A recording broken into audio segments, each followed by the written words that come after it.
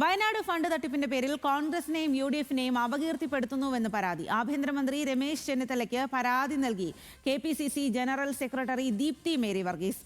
സമൂഹമാധ്യമങ്ങളിൽ അപകീർത്തിപ്പെടുത്തുന്നവർക്കെതിരെ നടപടി വേണമെന്നും ആവശ്യമുണ്ട്. സഹിൻ ആന്റണിയാണ് വിവരങ്ങളുമായി ചേരുന്നത്. സഹിൻ, എന്താണിപ്പോൾ ദീപ്തി മേരി വർഗീസിന്റെ പരാതി? സ്വാതി, കഴിഞ്ഞ ഏതാനും നാളുകളായി കോൺഗ്രസിനെയും UDF-നെയും ചില ആളുകൾ സമൂഹ മാധ്യമങ്ങളിലൂടെ അപകീർത്തിപ്പെടുത്തുന്നു എന്നുള്ളതാണ് പരാതി. വയനാട് ഫണ്ട് തട്ടിപ്പ് കോൺഗ്രസ് നടത്തി എന്നുള്ള പേരിൽ ചില വ്യാജ പ്രൊഫൈലുകൾ ഉണ്ടാക്കി. അങ്ങനെയാണ് ഈ ആളുകൾ കോൺഗ്രസിനെയും ഒപ്പം തന്നെ ഈ UDF-നെയും അപകീർത്തിപ്പെടുത്തുന്നു എന്നുള്ളതാണ് ദീപ്തി മേരി വർഗീസിന്റെ പരാതിയിൽ പറയുന്നത്. ഇന്ന് ഉച്ചയോടുകൂടിയാണ് ദീപ്തി മേരി വർഗീസ് ആഭ്യന്തരമന്ത്രി രമേശ് ചെന്നിത്തലയ്ക്ക് ഇത് സംബന്ധിച്ചുള്ള പരാതി നൽകിയത്.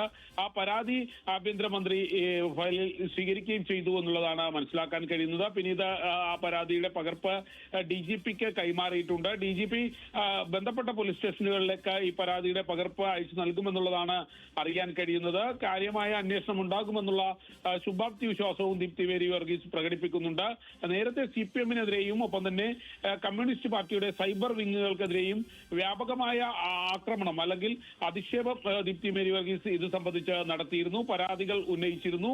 ഇതിന്റെ എല്ലാം തുടർച്ചയായിട്ടാണ് ഇപ്പോഴും ഒരു പരാതി നൽകിയിരിക്കുന്നത്. ആഭ്യന്തരമന്ത്രിക്ക് നേരിട്ട് ദീപ്തി മേരി വർഗീസ് പരാതി നൽകുകയായിരുന്നു. ആ പരാതിയിൽ പറയുന്നത് UDF-നെയും കോൺഗ്രസിനെയും വ്യാജ പ്രൊഫൈലുകളിലൂടെ ആക്രമിക്കാൻ ശ്രമിച്ചു, അപകീർത്തിപ്പെടുത്താൻ ശ്രമിച്ചു.